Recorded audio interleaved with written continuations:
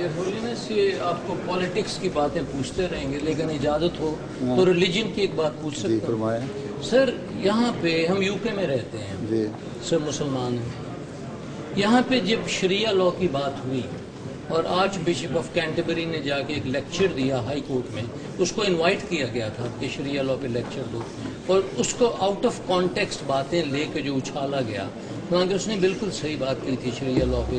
اسی طرح lord justice flips نے جو کہا. آپ کی کیا خیال ہے، آپ کا کیا رائے ہے کہ شریعہ لاء یو کے میں ہونا چاہیے کہ نہیں ہونا چاہیے؟ شریعہ لاء تو وہاں ہونا چاہیے جہاں اسلامی حکومت ہو، ٹھیک ہے نا. باقی وہاں کے لوکل لوگوں کے لیے، جیسے حضرت صلی اللہ علیہ وسلم کے زمانے میں ہوا تھا، مدینہ گئے تو یہودیوں کے ساتھ جو معاہدہ ہوا اس میں یہودیوں کے فیصلے ان کے دورات کے مطابق کیے گئے، ٹھیک ہے. وہ ایک معاہدے کے تحت اگر اس طرح ہوتا ہے یہاں بھی کرتے ہیں تو ٹھیک ہے، لیکن بات یہ ہے کہ چند ایک موٹی موٹی باتیں تو آپ لے لیں گے، جو اس کی جزیات ہیں، آگے تفصیلات ہیں، کون سی شریعت لاگو کریں گے، فقہ حنفیہ کریں گے، مالکیہ کریں گے، امام شافی کا کریں گے، یا آگے فقہی مسائل پھر شروع ہو جائیں گے نا، اس کو کس طرح ڈیل کرنا ہے. ہاں جتنے فرقے ہیں بنے ہوئے اسلام میں، تو وہ ایک مشکل پیدا ہو جائے گی آپ کے لیے. اس لیے یہاں جو ملک کا قانون ہے بولتے یہ حکومت اسلامی حکومت نہیں ہے. اس لیے جو یہ چند چیزیں اچھی لے کے اگر اپنے قانون میں اس کو جذب کرنا چاہتے ہیں تو کرنے میں کوئی حرج نہیں ہے، لیکن یہ کہنا کہ شریعت لاء کا نام اس کو دیا جائے یہ میرے نزدیک نہ مناسب ہے نہ ہو سکتا ہے. آج یہ تھا کہ مسلمانوں کے لیے شریعت لاء کا وہ حصہ نافذ کیا جائے، مثلا آئلی قوانین ہے یا وراثت کا قانون ہے، مسلمان ہاں یہ چند قوانین اس پہ شور یہ اٹھا تھا کہ کل کو پھر یہ شور اٹھے گا چور کی سزا ہاتھ کٹ ہوئے تو کیا ہاتھ کٹ ہو گئے. اس نے نہیں کہا تھا، لیکن اس کے اپوننٹ جتنے تھے انہوں نے یہی سوال اٹھایا تھا نا. بلاسفیمی لاء بھی جو ان کے نزدیک ہے، جو ہمارے نزدیک بالکل ڈیفینیشن اس کی اور ہے، یا چور کے سزا تو بڑا کلیئر کٹ ہے تمہیں نا، اس کے آگے ڈیفینیشن ہے کس طرح ہے، کس حد تک ہے، کون سے چور ہیں. لیکن بہرحال جو اس پہ اعتراض کرنے والے تھے انہوں نے یہ اعتراض کیا تھا. تو یہ جو ہے آئلی قوانین وغیرہ اس کے مطابق اگر کچھ جذب کرنا چاہتے ہیں اپنے قانون میں تو کوئی حرج نہیں ہے، کیے جا سکتے ہیں. لیکن پھر اس میں بھی آپ کو دیکھنا پڑے گا ہر فقہ کا کہ کہاں تک اس میں ایسی چیزیں جو کامن ہیں آپ کی. یہ میں عرض کرنے والا تھا جیسے انہیریٹنس لاء ہے یا میرج ہے، نکاح تو سب کوئی بھی فرقہ ہو نکاح کا ڈیورس کا تو وہی ہے نا. تو جو بیسک پرنسپلز ہیں جی سر یہی تو میں عرض جی شکریہ. لیکن تو اس کے لیے پھر فاضل عدالتیں بھی تو سوال یہ تو ملکی قانون کو کس حد تک اپنے قانون میں جذب کرتا ہے، ٹھیک ہے نا. وہ تو پارلیمنٹ نے پاس کرنا ہے نا، یہاں طرح نہیں نا کہ دبا کے جو مرضی کر لے. یہ کریں گے جو اپنے کانسٹیٹیوشن کے مطابق ان کا جس طرح بھی ہے جس طرح جذب کرنا چاہتے ہیں اس کو کر سکتے ہیں اگر کرنا چاہیں تو اس پہ. لیکن کس حد تک اور کیا کچھ یہ سوچنے والی باتیں ہیں. کہیں یہ نہ ہو آپس میں مسلمان یہاں پہ لڑنے شروع ہو جائیں، ہم تو یہ کہتے ہیں اس بارے میں، تم یہ کہتے ہیں اس بارے میں. یہ جو فرقہ بن گیا ہے انہوں نے تو مشکل میں ڈالا ہوا ہے نا. لیکن اصولی طور پہ یہ غیر مسلم کنٹری میں شرعی قوانین کا ہو نہیں سکتا، نہیں ہو سکتا، سیدھی سی بات ہے. لیکن بعض قوانین اسلامی قانون کو وہ یہ سمجھتے ہوئے کہ ہاں ان کے ہم لاگو کر سکتے ہیں لوگوں کے لیے، تو کل کو پھر ہندوؤں کا بھی قانون ہوگا وہ بھی کریں گے.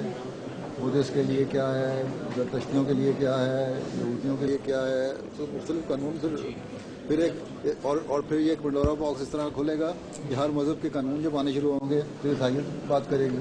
پھر وہ جو خدا کو نہیں مانتے وہ کہیں گے اچھا پھر ہمارے لیے کیا قانون ہے، ہم یہ قانون رکھتے ہیں. نہیں، ہم مسلمان ایک دن عید پہ تو متفق ہوتے نہیں جی شرعی قوانین پہ کہاں سے اتفاق کر لیں گے. بالکل. ایک آخری سوال ہے میری طرف سے، جماعت احمدیہ کے ارکان پر پھر کچھ اور پریشانیاں پیدا ہوئی. جماعت احمدیہ کے جو جماعت احمدیہ کے ارکان ہیں، افراد ہیں پاکستان میں رہنے والے، ان پہ پریشانیاں ہٹی ختم کر ہوئی تھیں. पहले से ये सवाल का जवाब कुछ हल्की हो गई नहीं, हल्की इस तरह हो गई थी, इसी तरह है ना कोई। हाँ हाँ सर, अभी भी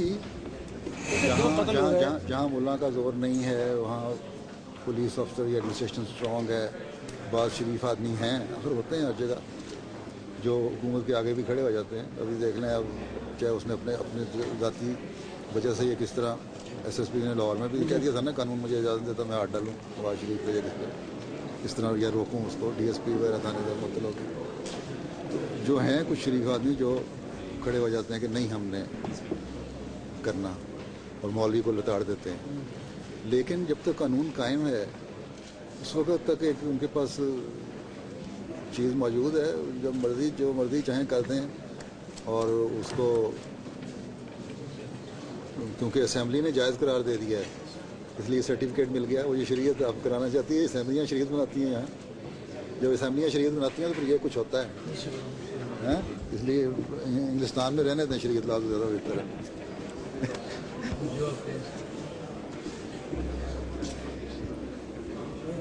और है हमारे पास टाइम, हम तो बात करते रहेंगे, सुबह हो जाएगी। मेरा ख्याल है आप तो करते हैं, किसी और ने भी करनी है। डॉक्टर साहब ने मैं कुछ कहना चाहते हैं।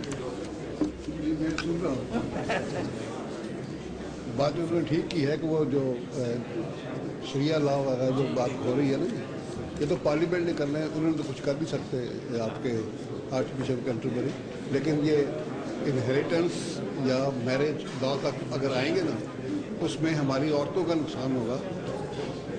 शरिया लॉ अगर आ गया यहाँ मर्दों को तो फायदा होगा। नहीं भट्ट साहब ये बताएं कि 60 साल में जुडिशरी ने कितने इंसाफ किए हैं? 60 साल में जुडिशरी ने कितने इंसाफ? नहीं यहाँ की नहीं, मैं पाकिस्तान की। इस पे तो मैं खुद भी कह चुका हूँ कि जस्टिस मुनीर से लेकर और ये आपके जो थे ये इरशाद अहमद खान तक किसी ने भी इंसाफ नहीं किया, सब ने बेड़ा गर्क किया जमहूरियत का, जमहूरी इदारों का।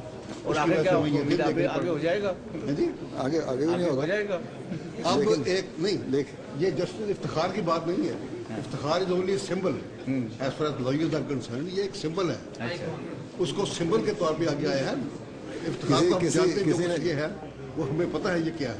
किसी ने बड़ी अच्छी बात की है कि अब इनको बहाल तो कर दिया है, जस्टिस इफ्तिखार साहब की इज्जत इसी में है कि खुद रिजाइन करते हैं।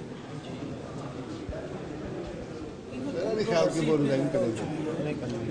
Why should he resign? इसलिए कि कल को जो एक्सपेक्टेशंस अब आवाम ने या जिसको आप कहते हैं जो भी हैं या पेडिस्टल पे बिठा दिए। ये जो एक तस्वुर कायम कर दिया है ना इसने मुल्क के लोगों में, किसी तबके में बेशक हो, उस तस्वुर पे इन्होंने पूरा नहीं उतरना, ना उतर सकते हैं। आखिर उनके पास कुछ ऐसी पाबंदियाँ और हैं जिसकी वजह से नहीं चलते हमारे जज। ये कहते हैं जज इंसाफ नहीं कर सकते। जज इंसाफ एक तो अपनी हो सकते ज़ाती उनके इंटरेस्ट की वजह से नहीं कर सकते, कुछ बात मजबूरियों की वजह से भी नहीं कर सकते, जिनको आज़ादी नहीं है।